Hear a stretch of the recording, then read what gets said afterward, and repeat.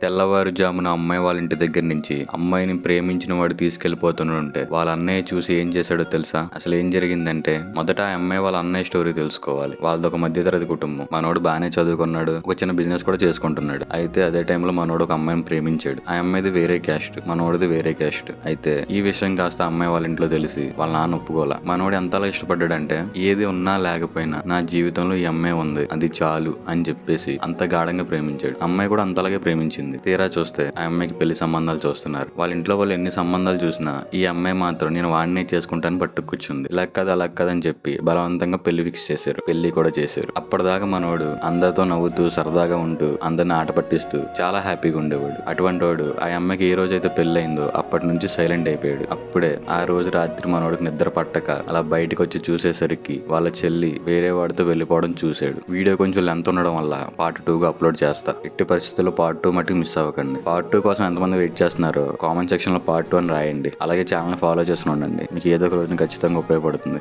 మంచిది.